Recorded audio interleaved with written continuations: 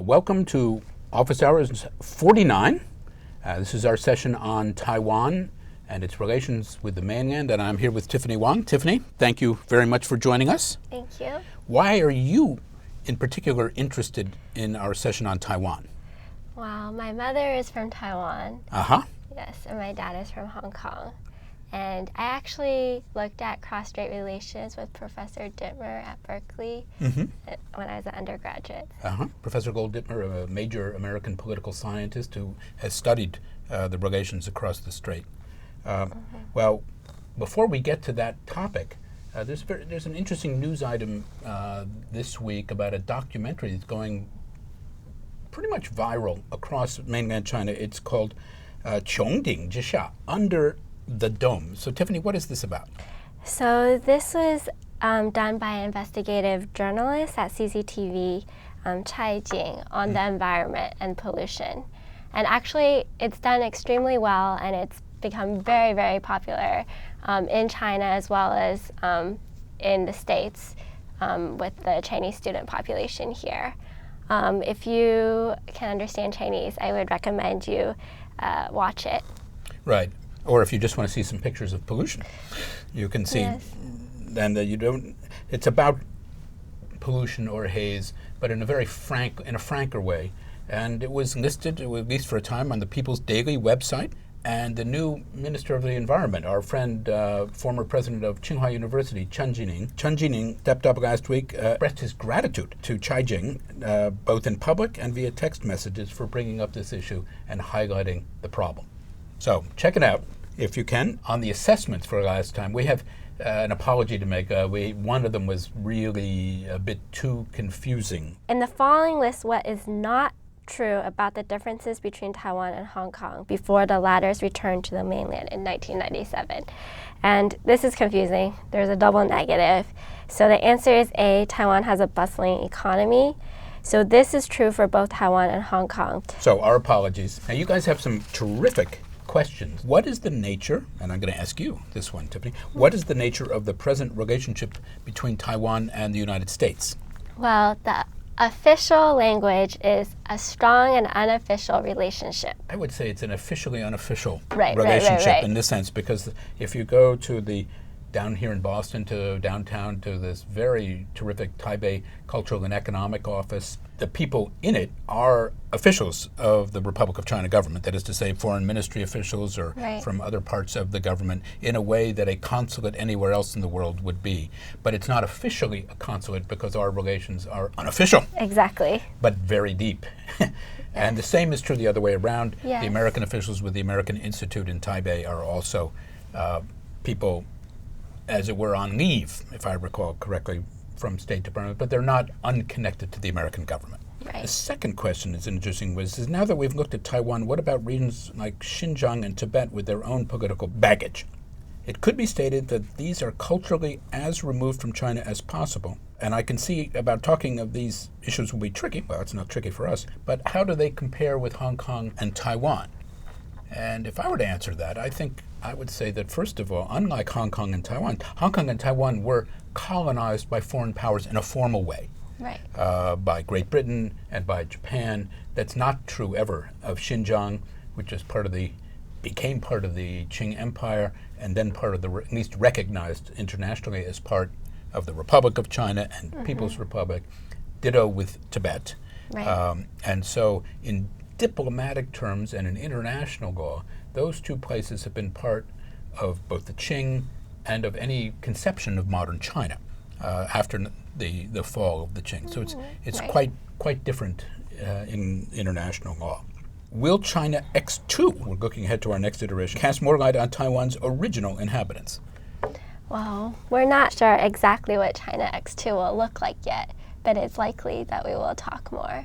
I think it would be a very important thing to look at and look more than we have across our entire period here for ChinaX at regional differentiation and population movements and cultural change. So now let me ask you, how is Taipei's environmental situation compared to Beijing or Shanghai?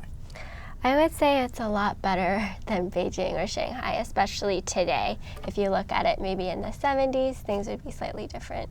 That's right. When I was, I think I mentioned this in our thing, when I was a student in Taiwan, I had a little balcony in this very nice but very small apartment, and every morning I would sweep up a huge pile of airborne debris, literally pollution physically falling onto the balcony, and you could never see the mountains except in major storms. So it's much, much better now. Yes. Although there are impacts from the mainland. Right. I was in Taiwan a couple of years ago, and there was a dust storm that came all the way from North China and coated cars in downtown Taipei. So it's not immune from its neighbor, but it is in much better shape. Some of you asked about the student movement, the recent student movement and the sunflower movement. So Tiffany, you're closer to your student days than I am.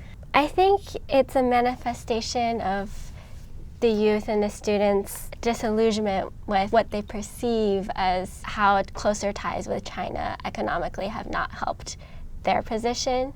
And so I think that they feel like the Chinese government is corrupt and that they are trying to have closer ties with mainland China to the detriment of their future. And so they had a 太阳花学运, or like a sunflower movement, and staged a protest to try to get their voice heard. And actually, I think this is also reflected in the recent elections. Right, right, where the Kuomintang was. They were like slaughtered. Slaughtered, yeah. So. But it's an interesting thing. There isn't any question that, in my view, that Taiwan is much better off by engaging economically with the mainland. Otherwise, it will not be able to compete with Korea or other East Asian tigers in global marketplaces. And so it's done remarkably well. And so the levels of economic growth and the economic opportunities for young people in Taiwan are greater. And yet it isn't perceived that way at all, or largely by young people today. The other thing about the sunflower movement, it's a student movement to be sure, individuals filled with anxiety about their future, but it was also the result of a fracturing within the ruling party. Definitely, between the president and the speaker, as I recall. And someone opened the back door to the legislative yuan to let these students in. They didn't just miraculously appear in there, nor did they storm their way in. They were let in. And so, in some sense, it's the lack of political unity within the ruling party, quite apart from the opposition, that led to this really quite remarkable occupation. Temporary occupation, but which for like a month. For about a month. Right. Maybe it should happen in our Congress. Maybe more things would happen in our Congress if we had that. So, Tiffany, what travel documents do people from either side of the strait need to travel to the other side? Are they limited in the length of their stay? Can you, as a Taiwanese, go anywhere you want on the mainland, and so on? If you're from Taiwan, you can get what's called a Tai Bao Zhen. So it's an identity card as a Taiwan compatriot. Right. It's called the Taiwan Compatriot Permit. And so the passport is not recognized, of course, in China. So they have this Taiwan Compatriot Permit, which pretty much allows you to travel wherever you want and for however long you want. And you don't have to go through the same lines you do if you have a passport to go into China. You're treated kind of like No, I've noticed they kind of zip through. Yeah, they zip through. Yeah, no, I have to stand in this long line to get my passport stamped. Yes, It's all right. and so do I. Yeah. And it's frustrating because the rest of my family is just like, my dad is from Hong Kong, so there's what's called a 回乡证, so you can go back to the countryside, and you can also kind of just zip through. Okay. What about mainlanders who go to Taiwan? For a mainlander, it's quite a different matter. It's not as easy to get into Taiwan or to Hong Kong as it is to go the other way around. Discussion question for you guys. We've given you an overview of Taiwan's history. How do you think of Taiwan's identity in several senses? In political terms, in cultural terms, and in economic terms. So what does Munkle say? Mongol gives a pretty succinct answer. Political, still a very strong sense of political independence. Culture, very strong ties to Chinese culture, but developing its own identity. And economy, a very strong economy that gets more and more entangled into China's. Right. Very clear and very accurate, I think, Yes. Response by Munkel.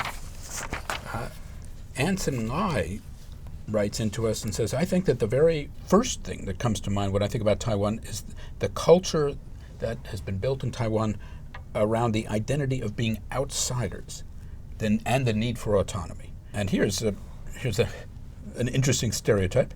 It seems to me that every person from Taiwan I've ever talked to has a strong opinion. But it was interesting is when mainlanders, I'm not sure that this would be a mainland Chinese view of Taiwan. By and large, mainland tour groups, when they go to Taiwan, claim to find in Taiwan a more traditional culture, right, and more polite people than they find. I mean, these are what they report in surveys and so on. Right.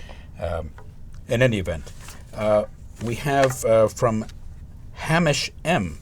Hamish M. reports about a survey this January. So the survey states that those who consider themselves Taiwanese or who support Taiwanese independence have hit historic highs. 60.6% of respondents regard themselves as Taiwanese, while 23.9% support Taiwanese independence. Of course, of that 60%, you can also be Chinese as well as Taiwanese, right? Right, and supporting Taiwanese independence still less than 1/4. Is still less, right. But higher. But higher than before. Higher than in more recent times. And he makes the point here that it can be seen that the growing economic reliance on the mainland has come at the same time that Taiwan identity is being strengthened. Right. And that identity is being strengthened in part as a defensive measure. Right. Perhaps psychologically, at a time of greater economic integration. Okay, now we have Travis W.Y., who has good things to say about former President Li Denghui. What does he say about President Li? He mentions Li Denghui's quote that the special state-to-state relation. Right, that he's trying to say what is the relationship between the mainland and Taiwan. And he says he doesn't like this idea, but he says it's actually the most accurate idea. This was a gentleman apparently educated in the mainland and was not prone to be well disposed to President Li. Right. And then he says that the case of culture and economy are more clear. And here's an interesting point that I had not made in the thing. He reminds us of the lecture that I gave about the Chinese world order in part 7, and that Taiwan is within the Sinic zone. That is in the area of Chinese culture, even more close to China than Korea or Vietnam. And that's a very interesting point, it seems to me, and I think quite accurate.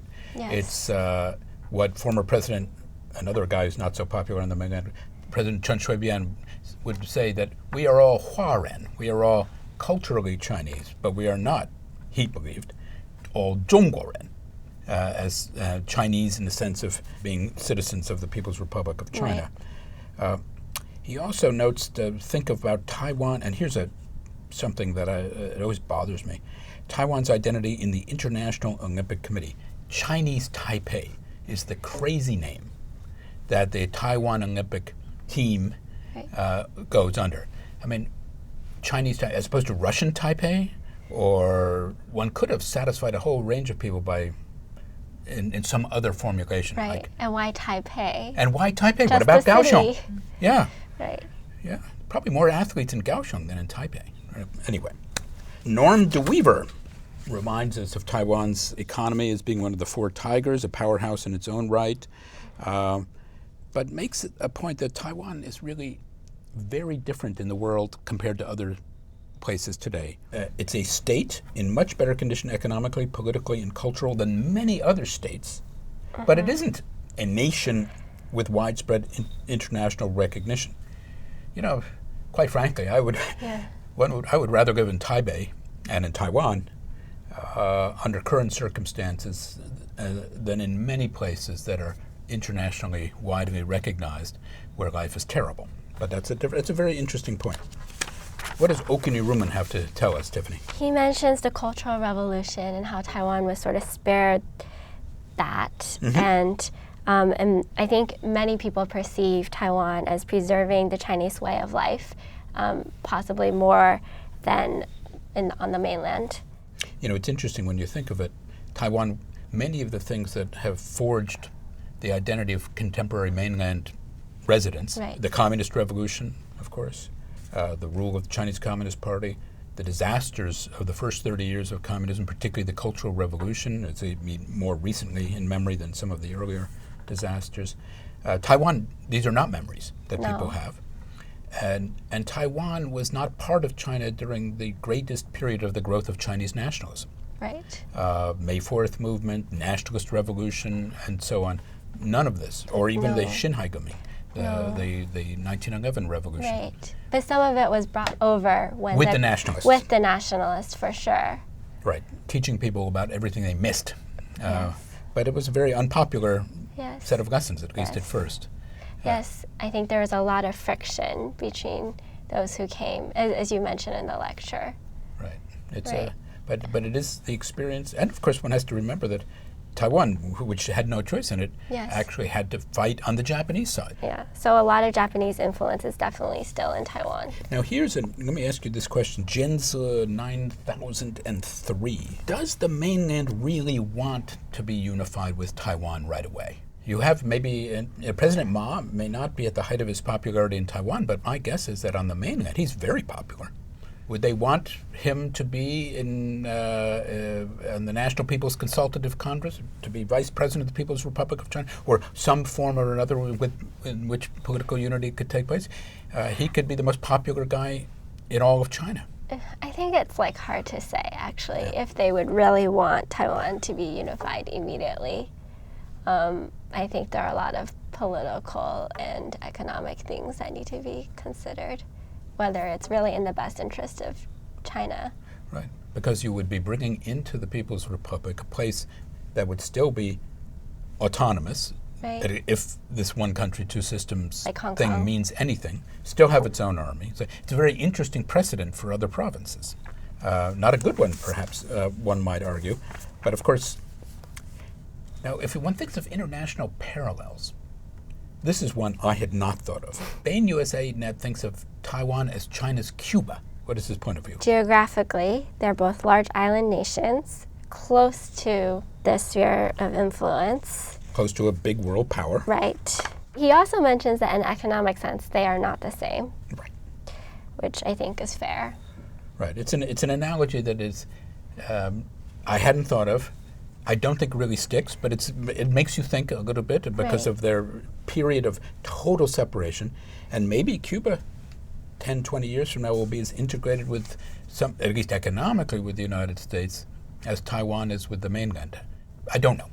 I don't know. Now, P.C. Zhang notes that the mainland looks to any form of Taiwan and identity with suspicion, mostly due to political concerns.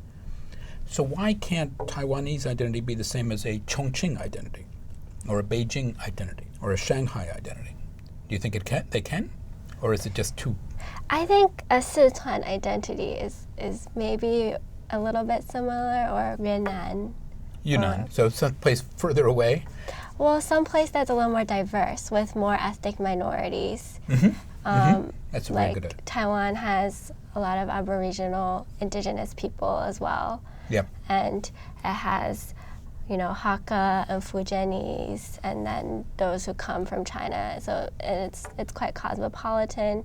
So maybe a Sichuan with a Chengdu or something. Okay, that's a good response to that. P.C. Zhang also says, and we'll end our office hours with this, given enough time in isolation, it is possible that Taiwan will evolve a native identity that is completely unrecognizable as Chinese. I kind of doubt that, because unless you're going to take on an entirely different language. Yes. Singapore, you have overseas Chinese around the world that are still connected in some Chinese, cultural sense with China. Right. If and when Chinese New Year is not celebrated in Taiwan, perhaps that will be the moment of no return, but I somehow doubt it. Politicians, he says, on both sides of the strait, however, are aware of the growing distance in identity, and this is why the mainland and pro-China leaders in Taiwan generally push for greater cultural exchange, and pro-independence leaders generally want to restrict it. Right. Well, I feel like culturally, actually, there's a lot of cross-strait cultural exchange. Like Taiwanese pop culture is very popular in China. Yes. for example, I wouldn't say that there is no new culture forming.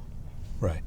That's It is, shared. I think the cultural exchange is so much greater. I mean, here's a place, and this is why I think I wouldn't agree that this is a likely outcome. For 40 years there was no contact between Taiwan, really no contact between people on Taiwan and people on the mainland. And yet once that contact began again, vibrant economic exchanges, vibrant cultural exchanges, still no political and no relationship to political unification. An outcome that I think that is a very positive one for Taiwan, as leaders in Taiwan have defined their political goals. And it seems to me, it is often said that the more people get to know each other, the more they will like each other. That's not true in most of world history, if you look at the history of the last 2 centuries. But in fact, it has led to forms of cooperation, learning one from another, that I think will build the foundation for a stable and ideally peaceful future between Taiwan and the mainland, a normal future. Right. A continued, I hope, normalization, almost surely in the foreseeable future without reunification. Tiffany, thank you very much indeed. Thank you, Professor Kirby. And thank you. I'll see you next week.